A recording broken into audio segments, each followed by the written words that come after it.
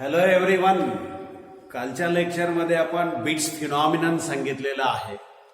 When two sound waves of same amplitude but slightly different frequencies mix together, then there is a variation in intensity of sound. याला आपण beats असं म्हटलेलं आहे. त्याचे वेगवेगळे applications आपण डिस्कस केलेले आहेत. आज आपल्याला या ठिकाणी साऊंडच्या 3 कॅरेक्टरिस्टिक्स आहेत: लाऊडनेस, पिच आणि क्वालिटी. लाऊडनेस, पिच आणि क्वालिटी ऑफ साऊंड. क्वालिटीला त्या ठिकाणी टिम्ब असं म्हटलेलं आहे. या 11वी मध्ये सुद्धा आपण डिस्कस केलेले आहेत. त्यास पुन्हा रिवाइज करून आपण डिस्कस करणार आहे. पहिली कॅरेक्टरिस्टिक्स आहे बघा, लाऊडनेस. लाऊडनेस ही जी काय कॅरेक्टरिस्टिक्स आहे, it depends upon the intensity of sound. आवाजाची तीव्रता जी आहे त्याच्यावरती ही कॅरेक्टरिस्टिक्स अवलंबून आहे. आपल्याला माहिती आहे की sound waves are longitudinal waves, म्हणजे त्याच्यामध्ये कॉम्प्रेशन, रेअरफॅक्शन आहे. कॉम्प्रेशनला प्रेशर जास्त आहे, रेअरफॅक्शनला प्रेशर कमी आहे, म्हणजे त्या ठिकाणी प्रेशर चेंज आहे. या साऊंड वेव्स माध्यमामधून पास होत असताना there is a change in, there is a variation in pressure. When sound is heard by human ear, आपण आपल्या कानानं ज्याला साऊंड ऐकणार आहे त्याला अशा या साऊंड वेव्ह ज्या आहेत त्या आपल्या कानाजवळ आल्यानंतर त्या ठिकाणी प्रेशर व्हेरिएशन निर्माण करणार आहे. आणि हे प्रेशर व्हेरिएशन जे आहे ते it is related to amplitude and hence related to intensity. असं हे प्रेशर व्हेरिएशन जे आहे ते एम्प्लिट्यूड आणि इंटेन्सिटीला रिलेटेड आहे. आता व्हेरिएशन इन प्रेशर, अगदी आपल्या कानाला सहन होणारा मोठा आवाज जो आहे त्याच्यासाठी हे प्रेशर जे आहे ते 28 पास्कल असं आहे, किंवा न्यूटन पर मीटर स्क्वेअर असं म्हणूया आपण. आपल्या कानाला जास्तीत जास्त मोठा आवाज जो ऐकू येणार आहे आणि टॉलरेबल, सहन होणारा, तो म्हणजे 28 पास्कल एवढ्या प्रेशरचा. त्याचबरोबर कमीत कमी फेबलेस्ट, म्हणजे सर्वात कमी आवाज, म्हणजे आपण जे काही कुजबुज करतो, विस्पर म्हणजे आपली जी काही कुजबुज आहे ती आपल्याला ऐकू येते, त्याचा जो काही साऊंड, तो जो काही साऊंड आहे त्याच्यासाठीचं जे काही प्रेशर आहे ते म्हणजे 2 × 10⁻⁵ पास्कल असं आहे. 2 × 10⁻⁵ पास्कल असं आपल्याला प्रेशर मिळणार आहे. Intensity of sound is a measurable quantity. Intensity आपल्याला मोजता येते. मात्र लाऊडनेस जो आहे it depends upon the response of air. कानाचा रिस्पॉन्स कसा आहे, कानाची प्रतिक्रिया कशी आहे, आणि त्याचबरोबर जजमेंट ऑफ द इंडिव्हिज्युअल, प्रत्येकाचं ते जजमेंट आहे, आणि त्याचबरोबर आपल्या कानाचा तो रिस्पॉन्स आहे, यावरती ही लाऊडनेस अवलंबून आहे. आता हा रिस्पॉन्स जो आहे तो लिनियर नाही, एक्सपोनेन्शियल आहे. हा जो रिस्पॉन्स आहे ह्युमन एअरला, हा जो काय साऊंडचा रिस्पॉन्स आहे तो एक्सपोनेन्शियल आहे. आणि आता हा जो काय लाऊडनेस आहे it depends upon the amount of energy per unit area per unit time around a point. या पॉइंट, एखादा पॉइंट आपण कन्सिडर केला, युनिट एरिया युनिट टाइम मधून एनर्जी किती क्रॉस होते याच्यावरती अवलंबून आहे. त्याचबरोबर वेगवेगळे जे काही फॅक्टर्स आहेत त्यामध्ये हा जो काय लिस्नर आहे आणि साऊंड सोर्स आहे यांच्यामधलं जे अंतर आहे त्याच्यावरती अवलंबून आहे. मोशन ऑफ द एअर वरती अवलंबून आहे. डेन्सिटी ऑफ द मीडियम वरती अवलंबून आहे. आणि surface area of the sounding body, अशा वेगवेगळ्या गोष्टीवरती हा जो काही लाऊडनेस आहे तो अवलंबून आहे. हा जो लाऊडनेस आहे, loudness of the sound or the difference in intensity level of two sound waves किंवा sound notes of intensities I and I0. समजा 2 साऊंड इंटेन्सिटीज आहेत, I आणि I0. त्यातली I0 म्हणजे आपल्याला जी काय मिनिमम रेफरन्स इंटेन्सिटी आहे जी ऐकू येणार आहे ती म्हणजे 10⁻⁻12 वॅट पर मीटर स्क्वेअर अशी आहे. आपणाला या लाऊडनेसचं इक्वेशन जे आहे ते लिहिता येणार आहे. या म्हणजे लाऊडनेस 10 log बेस 10 I/I0 आणि हे असणार आहे ते डेसिबल मध्ये असणार आहे. ऍक्च्युअली युनिट आहे साऊंडचं ते लाऊडनेसचं आहे ते बेल असं आहे. हे फार मोठं युनिट आहे. लहान युनिट जे आहे ते डेसिबल आहे. 1 डेसिबल इक्वल टू 1/10 बेल असं आपल्याला लिहिता येणार आहे. आणि आता हे जे काय रिलेशन आहे यामध्ये समजा I/I0 असेल तर या इक्वल टू आपल्याला 0 मिळणार आहे. कसं मिळणार आहे बघा. I/I0 असेल तर हा रेशो 1 येणार. log 1 बेस 10 असेल तर log 1 ची कॅरेक्टरिस्टिक 0 मॅन्टिसा 0 0 0 म्हणजे याची व्हॅल्यू 0 0 × 10 म्हणजे आपल्याला 0 मिळणार आहे. This is the minimum audible sound आणि याला 0 डेसिबल असं म्हटलेलं आहे. हा मिनिमम जो काय साऊंड आहे मिनिमम ऐकू येणारा साऊंड आहे तो त्याला 0 डेसिबल असं म्हटलेलं आहे. आपण ज्याला कुजबूज करतो विस्परिंग जे आहे किंवा नॉर्मल स्पीच जे आहे याच्यासाठीचा लाऊडनेस जो आहे विस्परिंग असेल तर 10 डेसिबल आहे आणि स्पीच आहे तर 60 डेसिबल आहे. आणि आता आपल्या कानाला आता याच्यासाठीचं अंतर आहे ते सर्वसाधारण 1 मीटर असायला पाहिजे. 1 मीटरवरनं जे काय आपल्याला आपलं जे स्पीच आहे त्याच्यासाठीचं जे काय लाऊडनेस आहे तो 60 डेसिबल असा आहे. आपणाला मॅक्झिमम जो काय साऊंड टॉलरेट होणार आहे आपल्या कानाला मॅक्झिमम जो काय साऊंड मोठा आवाज लाऊडनेस जो आहे तो टॉलरेबल होणार आहे तो 120 डेसिबल असा 120 डेसिबल. याच्यापेक्षा जास्त जर साऊंड असेल तर आपल्याला तो सहन होणार नाही. हा लाऊडनेस जो आहे तो आपल्याला काही वेळेला फ्रिक्वेन्सी वरती मिळणार आहे.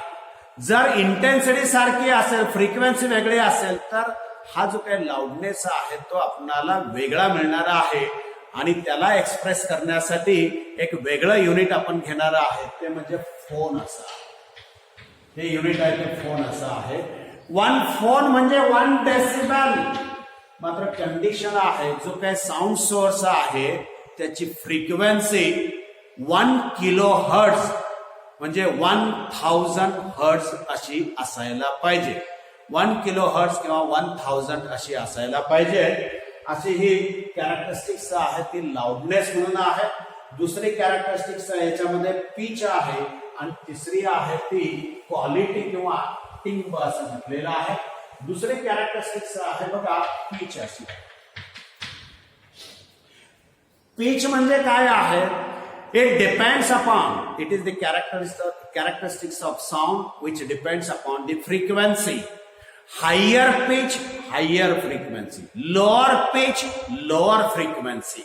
आणि आता हाय पिच लो पिचचे जे काही साऊंड आहेत त्याचं बेस्ट एक्झाम्पल जे आहे ते कशा पद्धतीने सांगता येते बघा. गॉड गिफ्ट जे आहे ते काय आहे बघा. थोडा फिमेल व्हॉइस जो आहे तो हायर पिचचा आहे than that male voice. Male voice आणि फिमेल व्हॉइस मध्ये जर आपण फरक केला तर फिमेल व्हॉइस जो आहे तो हायर पिचचा आहे थोडा कर्कश असा आहे. त्याला अपवाद आहे. एक लता मंगेशकर अपवाद आहे. त्यांचा कितीही आवाज कसाही काढला तर गोडच ऐकायला येणार आहे. आणि मला सांगायचं दुसरं एक एक्झाम्पल जे आहे ते राणी मुखर्जीचं एक्झाम्पल आहे. राणी मुखर्जीचा ब्लॅक नावाचा पिक्चर जो आहे तो फेमस झाला. तिला वेगवेगळे त्या ठिकाणी पारितोषिक मिळाले.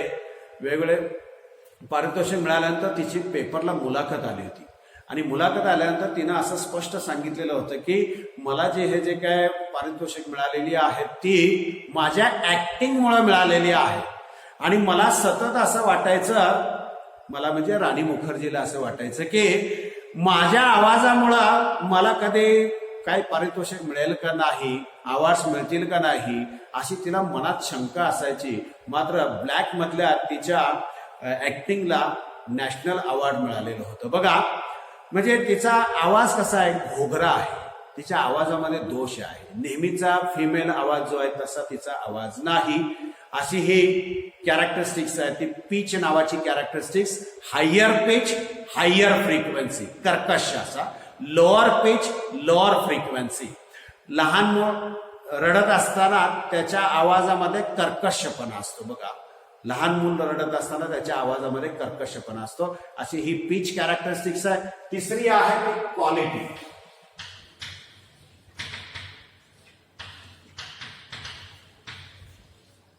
त्याला टिंब असं म्हटलेलं आहे.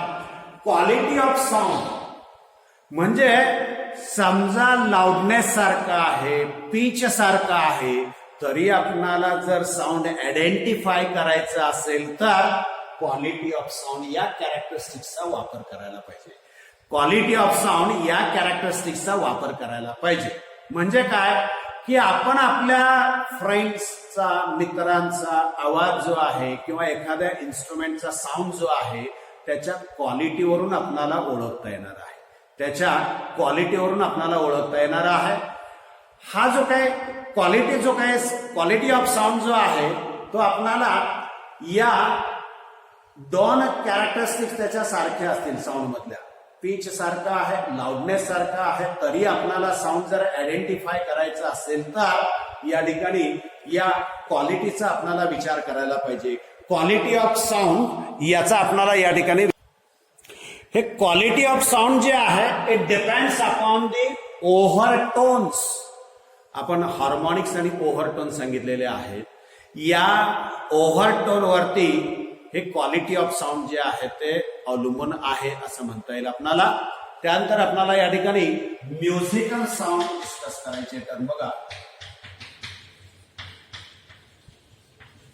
म्युझिकल साऊंड, एखादं गाणं लागलं असेल तर आपल्याला ऐकावं असं वाटतं, एखादं भक्ती संगीत असेल तर आपल्याला ऐकावं असं वाटतं. बघा, हा जो काही साऊंड आहे त्याला म्युझिकल साऊंड असं म्हणणार आहे. A sound which produces pleasing effect to the ear, त्याला आपण म्युझिकल साऊंड असं म्हणतो. कानाला प्लेझंट असा इफेक्ट देणारा जो काही साऊंड आहे त्याला आपण या ठिकाणी म्युझिकल साऊंड असं म्हणणार आहे. हा निर्माण कसा करता येतो? It is produced by regular periodic vibrations. Regular periodic vibration without sudden change in loudness. त्याच्या आवाजामध्ये लाऊडनेस जो आहे तो एकदम बदलत नाही. Regular periodic vibrations without any change or sudden change in loudness. आणि याला काही डेफिनेट अशी वेल डिफाईन्ड फ्रिक्वेन्सी असणार आहे. त्याचबरोबर सायझेबल अँप्लिट्यूड म्हणजे इंटेन्सिटी असणार आहे. हे जे काय म्युझिकल साऊंड आहे normally harmonics of fundamental frequency. Harmonics of fundamental frequency आपण या अगोदर सांगितल्याप्रमाणे म्युझिकल साऊंड मध्ये आपली जी काही वेगवेगळी गाणी आहेत, भक्ती संगीत आहेत, ती आपल्याला असे आनंद देऊन जातात. किंवा साऊंड प्रोड्युस्ड बाय फ्ल्यूट असेल, व्हायोलिन असेल, गिटार असेल, याच्यावरचे जे काही साऊंड आहेत ते आपल्याला ऐकावेसे वाटतात. त्याच्या उलट आहे ते नॉईज म्हणून आहे. बघा, त्याच्या उलट आहे ते नॉईज म्हणून आहे. याच्या उलट म्हणजे the sound which produces unpleasing effect, म्हणजे आपल्याला ऐकावासा न वाटणारा जो काय अनप्लेझिंग इफेक्ट ज्या साऊंड मुळे मिळणार आहे त्याला आपण नॉईज असं म्हणणार आहे. It is due to the non periodic irregular vibrations. आणि याच्यामध्ये it is made of mixture of sounds of different frequencies. आणि त्यांचं एकमेकाशी काय रिलेशन असणार नाही. आणि हा साऊंड आहे तो मोठा असणार आहे आणि त्याच्यामुळं हेडेक सुद्धा आपल्याला होणार आहे. या मोठा साऊंड जो आहे नॉईज मुळे आपल्याला हेडेक सुद्धा होणार आहे. फॉर एक्झाम्पल, क्रॅकर्स असतील, फटाके फुटत असतील, सतत फटाके फुटावेत असं वाटत नाही. म्हणजे गाणी जशी ऐकावीशी वाटतात तसं फटाके फुटावेत असं वाटत नाही.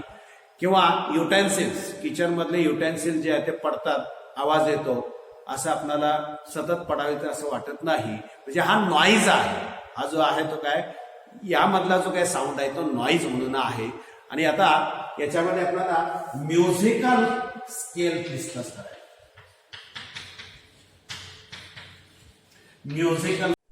म्युझिकल स्केल म्हणजे काय आहे? A sequence of frequencies which have a specific relationship with each other, त्याला आपण या ठिकाणी म्युझिकल स्केल असं म्हणणार आहे. Most commonly used scale is major diatonic scale. जास्तीत जास्त वापरलेलं जे काही म्युझिकल स्केल आहे ते मेजर डायटोनिक स्केल म्हणून आहे.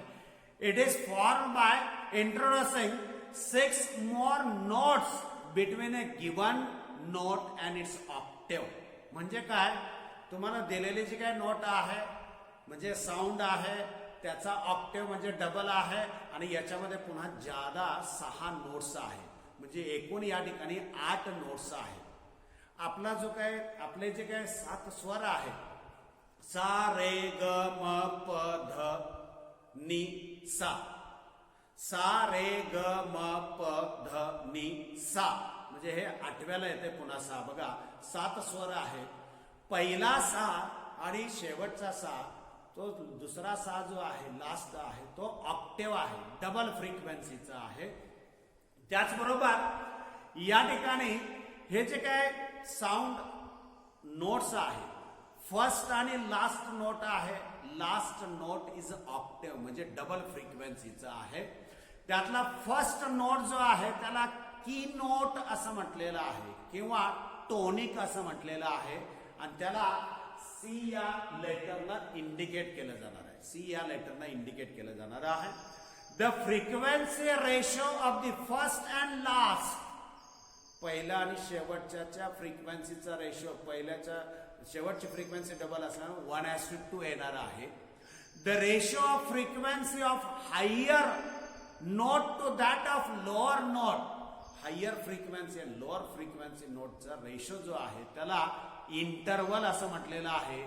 आणि आता आपल्याला म्युझिकल स्केल जे आहे ते या ठिकाणी लिहिता येणार आहे. कशा पद्धतीने बघा आपले जे 7 स्वर आहेत जर आपण सा रे ग म प ध नि सा म्हटलं तर 8 होणार आहेत. पहिला सा आणि शेवटचा सा जो आहे तो लास्ट सा जो आहे तो डबल फ्रिक्वेन्सीचा. पहिला 256 आहे तर लास्ट आहे तो 512चा आहे. आपल्याला काय स्केल लिहिता येते बघा.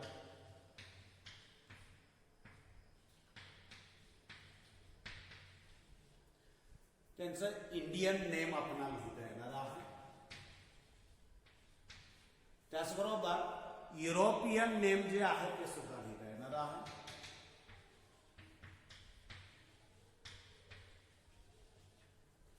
त्याचबरोबर आपल्याला त्यांची फ्रिक्वेन्सी लिहिता येणार आणि इंटरवल म्हणजे रेशो बिटवीन सक्सेसिव्ह नोट्स.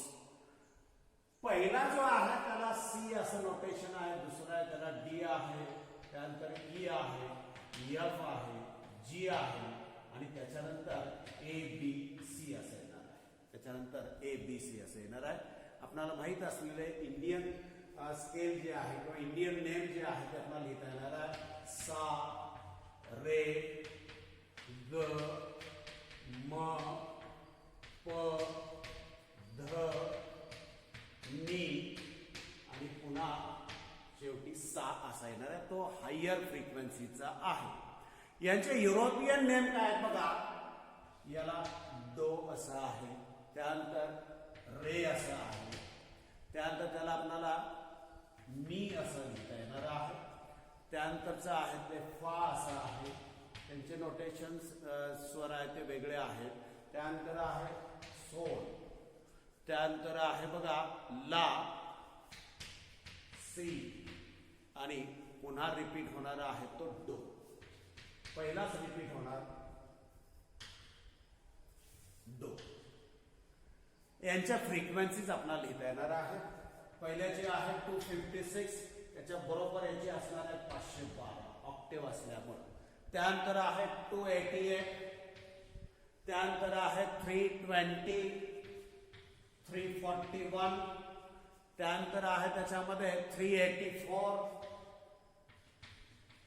427 आणि 480, 427 आणि 480 यांचा जर इंटरवल म्हणजे हायर टू लोअर यांचा जर रेशो घेतला त्याला इंटरवल असं म्हणणार आहे.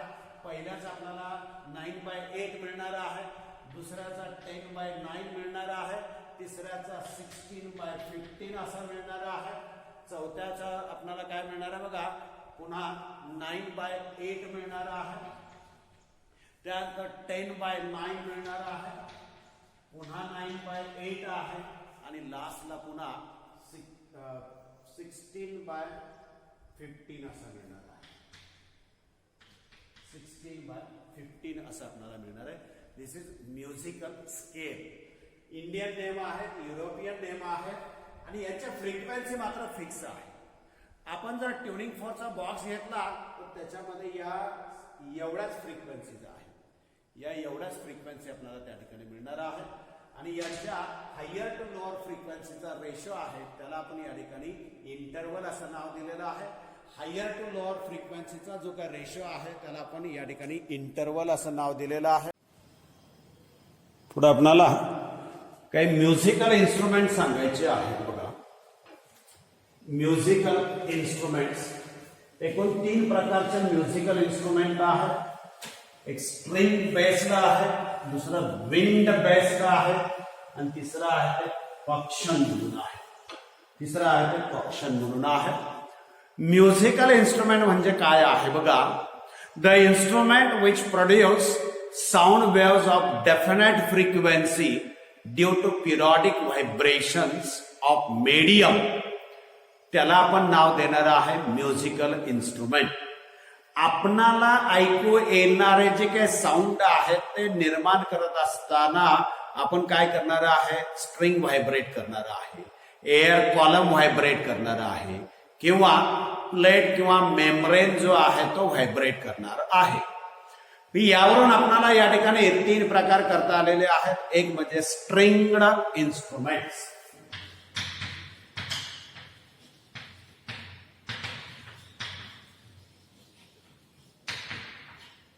स्ट्रिंग्ड इन्स्ट्रुमेंट्स यामध्ये काय असणार आहे, एक स्ट्रिंग आहे ती ताणलेली असणार आहे, त्याला जर आपण बाजूला ओढून सोडलं की त्याच्यामध्ये व्हायब्रेशन्स निर्माण होणार आणि त्याच्यापासून साऊंड निर्माण होणार आहे. असे हे जे काय स्ट्रिंग आहे किंवा याला ट्यून करण्यासाठी त्याच्यामधलं टेन्शन जे आहे ते आपल्याला कमी जास्त करता येणार आहे. असं हे स्ट्रिंग्ड इन्स्ट्रुमेंट. त्याचे पुन्हा 3 प्रकार केलेले आहेत. एक प्लग्ड स्ट्रिंग टाईप म्हणजे काय आहे, या इन्स्ट्रुमेंट मध्ये जी काय स्ट्रिंग आहे ती आपल्या हाताच्या बोटाच्या साह्यानं त्याला प्लकिंग केलं जाणार म्हणजे ओढलं जाणार आहे, छेडलं जाणार आहे. फॉर एक्झाम्पल तनपूर आहे, सितार आहे, गिटार आहे, विणा आहे, याच्यावरती आपल्या हाताच्या बोटाच्या साह्यानं ते जे काय वायर्स आहे, स्ट्रिंग म्हणजे वायर जे आहेत त्या ओढून सोडल्या जाणार आहेत आणि त्याच्यापासून साऊंड निर्माण होणार आहे. दुसरा प्रकार जो आहे तो बोळ टाईप स्ट्रिंग टाईप आहे. बोळ टाईप BOWED. याच्यामध्ये काय केलं जाणार आहे, string is played by Boeing. String is played by Boeing. For example बघा सारंगी नावाचं इन्स्ट्रुमेंट आहे, व्हायोलिन नावाचं इन्स्ट्रुमेंट आहे. हे इन्स्ट्रुमेंट जे आहे ते अशा पद्धतीनं स्ट्रिंग जी आहे ती बो करून आपल्याला त्याच्यापासून वेगवेगळे साऊंड निर्माण करता येणार आहे. त्यानंतर तिसरा जे आहे स्टक स्ट्रिंग टाईप. अशा या इन्स्ट्रुमेंटमध्ये स्ट्रिंग जी आहे it is stuck by stick. स्टिकच्या साह्यानं त्याला आपल्याला व्हायब्रेशन मध्ये आणता येणार आहे. संतूर आहे, पियानो आहे, ही त्याची एक्झाम्पल्स आपल्याला या ठिकाणी सांगता येणार आहे. दुसरा प्रकार जो आहे तो विंड इन्स्ट्रुमेंट. एअर कॉलम जो आहे तो आपल्याला व्हायब्रेट करता येणार आहे. या अगोदरच्या रेझोनन्स ट्यूबच्या एक्सपेरिमेंट मध्ये आपण डेमॉन्स्ट्रेशन दाखवलेलं आहे. म्हणजे एअर कॉलम जो आहे तो आपल्याला व्हायब्रेशन मध्ये आणता येणार आहे. याचे पुन्हा 3 प्रकार केलेले आहेत. एक फ्री विंड टाईप. याच्यामध्ये काय असणार आहे, काही मेटॅलिक रॉड्स आहेत त्याला रीड्स असं म्हणलेलं आहे. काही मेटॅलिक रॉड्स आहेत फॉर एक्झाम्पल माउथ ऑर्गन घ्या किंवा हार्मोनियम घ्या, याच्यामध्ये ब्रास मेटलच्या रॉड्स आहेत, त्याला रीड्स म्हटलेलं आहे, त्याला आपण व्हायब्रेशन मध्ये आणणार आहे बाय एअर. आणि म्हणून तर हार्मोनियम असेल तर त्याच्या समोरच्या बाजूला जे काय वुडन प्लेट्स आहेत ते आपण प्रेस करतो, रिलीज करतो. प्रेस केल्या की हवा जी आहे ती आतमध्ये कॉम्प्रेस होणार आहे आणि सोडून दिल्यानंतर ब्लो होणार आहे. आणि याच्या साहाय्यानं याला या मेटॅलिक प्लेट जे आहे त्याला रीड्स म्हटलेले ते व्हायब्रेट होतात आणि त्यापासून आपल्याला आवाज ऐकायला मिळणार आहे. दुसरं आहे ते एज टाईप म्हणून आहे. या इन्स्ट्रुमेंट मध्ये काय होणार आहे बघा, air is blown against an edge. For a best example flute. फ्ल्यूटला मध्ये आपण हवा जी आहे ती एका टोकापासून पाठवणार आहे. तिसरा प्रकार जो आहे तो रीड पाईप्स म्हणून आहे. आता या रीड पाईप्स मध्ये they may consist of single or double आणि काही इन्स्ट्रुमेंट मध्ये विदाउट रीड्स असं सुद्धा आहे. एक्झाम्पल बघा, सॅक्साफोन जो आहे तो सिंगल रीडचा आहे, बसन नावाचा आहे डबल रीडचा आहे आणि बिगोल जे आहे ते विदाउट रीडचं आहे. रीड म्हणजे मेटॅलिक प्लेट आहे. आणि आता तिसरा प्रकार जो आहे, पहिला स्ट्रिंग्ड इन्स्ट्रुमेंट, दुसरा विंड इन्स्ट्रुमेंट, तिसरा आहे तो पर्कशन इन्स्ट्रुमेंट म्हटलेला आहे. या इन्स्ट्रुमेंट मध्ये काय केलं जाणार आहे बघा, जे काय स्ट्रेच्ड मेम्ब्रेन आहे त्याच्यावरती व्हायब्रेशन्स निर्माण केले जाणार आहेत. फॉर एक्झाम्पल तबला असेल, त्याच्यावरती आपण बडवल्यानंतर त्याच्यापासून साऊंड निर्माण. तो जो काय स्ट्रेच्ड मेम्ब्रेन आहे, तो जो काय पडदा, पातळ पडदा ताणलेला आहे त्याच्यावरती व्हायब्रेशन निर्माण होणार आणि साऊंड निर्माण होणार आहे. ड्रम आहे, ढोल आहे, मृदंग आहे, त्याचबरोबर संबळ नावाचं आहे, डफली आहे. हे जे काय इन्स्ट्रुमेंट्स आहेत ते पर्कशन इन्स्ट्रुमेंट असं म्हटलेलं आहे.